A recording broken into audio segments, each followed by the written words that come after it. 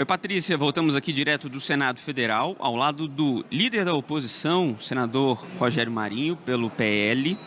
E logo quando nós acabamos de conversar com o senador astronauta Marcos Pontes, que também é do PL, mas lançou uma candidatura, a gente pode dizer a contragosto do partido, líder, o senhor saiu e deu um abraço nele. Isso significa que depois que essa eleição passar, a borracha será passada também nessa situação?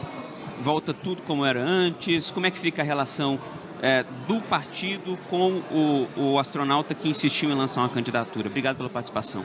Bom, obrigado a vocês. Eu acho que existem duas situações que precisam ser colocadas de maneira clara para quem está nos assistindo, né? A primeira é a posição do partido. O partido teve, no início dessa legislatura, uma candidatura.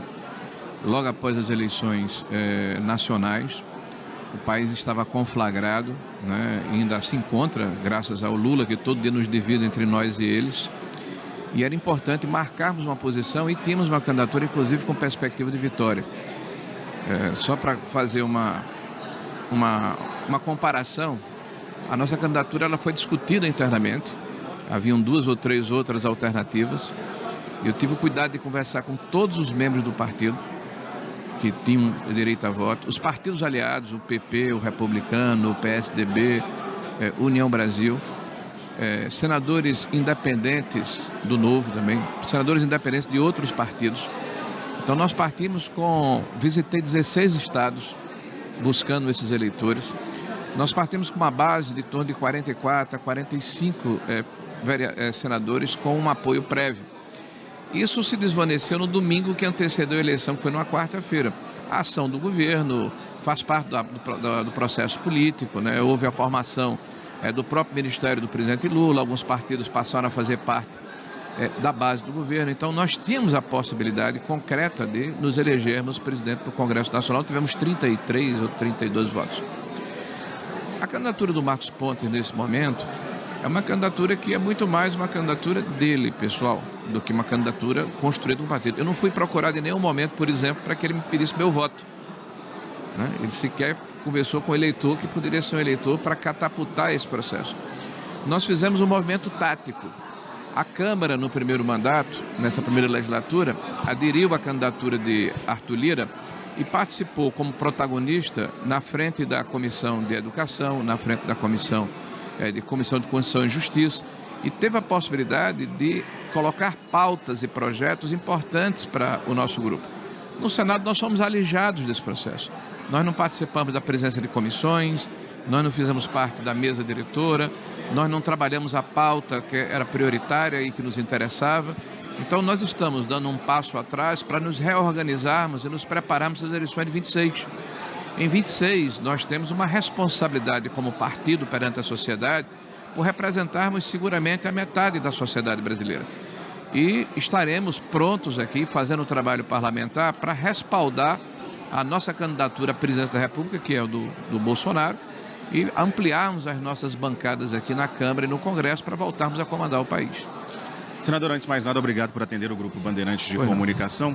Dado esse retrospecto, esse contexto todo que o senhor trouxe sobre a candidatura do senador astronauta Marcos Pontes, como é que fica a questão do Partido Liberal, caso ele seja eleito presidente do Congresso e do Senado, e caso ele não seja eleito? Olha, se ele lançando sua candidatura, nós sabemos, sem nenhum demérito para o meu colega, o senador Marcos Pontes, que dificilmente ele terá êxito, né? Ele tendo êxito, ótimo. Seria maravilhoso que ele fosse o presidente. Mas na situação mais concreta, ele não sendo, nós estamos de braços abertos para que ele volte ao seio do partido, onde nunca saiu, aliás, né? Até porque a candidatura dele é legítima, ele tem toda a prerrogativa e a condição de se lançar candidato, até para fazer e dar uma palavra e se posicionar, né? Então nós estaremos juntos no que nos une, não no que nos divide. O partido hoje tem 14 senadores, há uma possibilidade concreta de até meados desse ano nós aumentarmos a nossa bancada e passarmos a ser a maior bancada dentro do Senado. Nós já somos a maior bancada na Câmara Federal. O PL, eu acho que vou aproveitar aqui a oportunidade para dizer, nós éramos entre o 10º ou 13º partido no Brasil em 2020. de voto de legenda para vereador, passamos para o primeiro lugar. Nós éramos o 11º partido no Brasil em votos absolutos para prefeito primeiro turno, fomos para o primeiro lugar.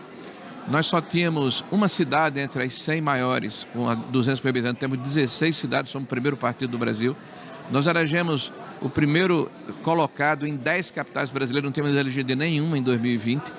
Nós temos os 5 primeiros colocados para vereador nacionalmente. Então nós somos um partido com uma conexão clara com a sociedade brasileira e com uma responsabilidade muito grande de termos também a necessidade de termos uma estratégia, uma tática para nos fortalecermos aqui no parlamento e termos uma ressonância natural com a sociedade, porque vamos representá-los em 2026, ainda mais. Líder, o PL, ele conseguiu articular bem dessa vez, tanto aqui quanto na Câmara. Vocês vão ficar com a primeira vice-presidente tanto aqui quanto lá. Nessa articulação com o Davi Alcolumbre, quais pautas importantes para o PL, importante para a direita, ele se comprometeu com os senhores? O compromisso do Davi foi de não empatar, não impedir que pautas sejam discutidas. É porque o que nós queremos dele é uma postura de magistrado. Nós não pedimos a ele adesão a nenhuma das nossas teses.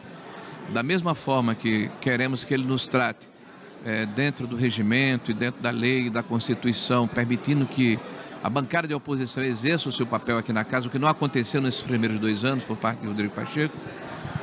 Nós não queremos que ele seja uma extensão do governo, uma espécie de linha auxiliar, tá? Então, essa posição de magistrado para nós, ela é essencial para permitir que dentro da dinâmica do próprio processo político, nós tenhamos a condição de convencer os nossos pares, que existe um grupo grande de senadores ali no meio do processo, né, a aderir a pautas que nós consideramos essenciais. Por exemplo, nós temos a questão da contribuição assistencial, a necessidade dessa regulamentação que está impedida de andar dentro de uma das comissões da casa. Então, nós gostaríamos que essa pauta ela viesse para o plenário, porque houve, por via transversas, a ressurreição do imposto obrigatório para o movimento sindical. E nós queremos regulamentar o direito de oposição, não queremos acabar com o imposto ou com a contribuição. Hoje, os cidadãos brasileiros estão em filas intermináveis para dizer eu não quero contribuir para esse sindicato. Nós queremos, por exemplo, discutir a liberdade de expressão. Eu tenho um projeto, por exemplo, por acaso eu tenho um projeto que trata de liberdade de expressão, inclusive da imprensa, para impedir que esse órgão que foi criado dentro do governo federal na AGU, uma espécie de Ministério da Verdade, atue no sentido de impedir a liberdade de expressão e de crítica dos órgãos de imprensa e das redes sociais em função da visão ou da circunstância ou da conveniência de um governo de ocasião. Nós temos a questão da anistia, que é tão falada, né? Tem que passar primeiro lá na Câmara, se chegar aqui... Pois é, eu disse ontem, inclusive a colega de vocês, que há uma hipocrisia muito grande e uma indignação seletiva. A gente vê gritos de militantes de esquerda sem anistia, né? Esse pessoal, além de hipócrita, não tem a memória do que é o Brasil. Não tem a memória e nem conhece a tradição brasileira de apaziguamento, de conciliação, de reconciliação. Até porque quem deveria estar à frente desse processo é o presidente Lula, que todo dia faz um discurso de divisão no país, entre nós e eles. Então, hoje nós temos figuras importantes e tivemos ao longo dos últimos anos, dentro da política nacional, que foram beneficiados por anistia e por crimes graves. Assalto a banco, roubo, sequestro, morte. Então, a própria presidente Dilma Rousseff foi condenada e foi reabilitada pela anistia. O José Disseu, o Genuíno, né, e tantas outras personalidades, os que já faleceram, como Brizola, como Arraes, figuras da imprensa, que eu não vou nominá-los aqui, mas pessoas que foram reintegradas à vida civil num grande processo de reconciliação nacional. Então, quando a gente fala de anistia, é porque nós entendemos que há exageros e que há uma fratura na sociedade brasileira. Então, nós que temos cargos públicos, temos a responsabilidade de reconciliarmos as partes. Já vou passar para o Procópio fazer a última pergunta, mas Alcolumbre se comprometeu em pautar o impeachment de Moraes? Não, existe em relação ao impeachment, vamos lá, que é talvez o tema que suscite mais curiosidade. O impeachment, primeiro, não pode ser um tabu, está na Constituição brasileira.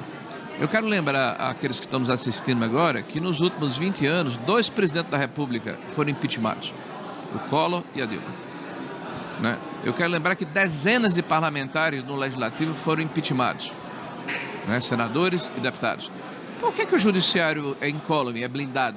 Se houve abuso de autoridade, né, se houve excesso, cabe ao Senado da República exercer o seu papel constitucional de apurar esses fatos. O que nós queremos e o que nós defendemos é que, em função da forma como Alexandre está se comportando, ele precisaria ser investigado pelo Senado da República.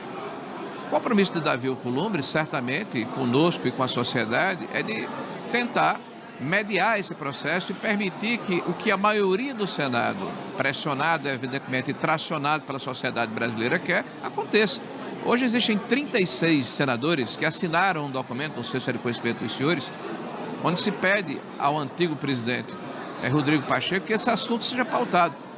Imagine que ao longo dos próximos meses nós tenhamos 41 senadores, que é a maioria da casa.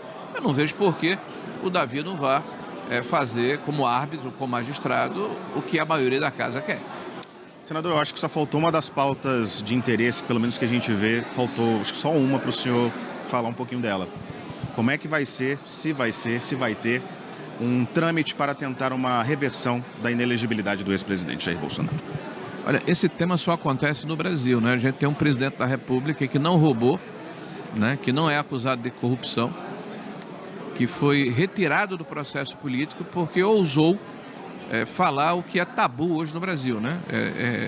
Desconfiou do processo eleitoral e o fez através de um processo aberto pela antiga presidente do Tribunal Superior Eleitoral na época, em 2018, para apurar supostas irregularidades que haviam acontecido na eleição dele, presidente, em 2018.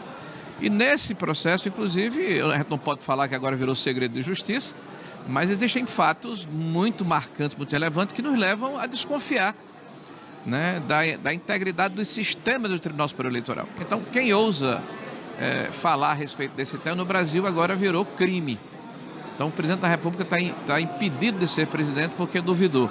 E o outro fato que o impede de ser candidato, está inelegível, é o fato de que no dia 7 de setembro de 2021 ele faz um comício com mais de 400 mil pessoas aqui em Brasília e isso é motivo de impedimento. Então, é evidente que nós entendemos que um presidente que, ao contrário do anterior que está sentado na cadeira, não foi julgado por 3 instâncias por corrupção, por formação de quadrilha, por dilapidação do patrimônio público, né? Esse, né, é presidente da República. O outro, que não teve nenhum desses crimes, está inelegível.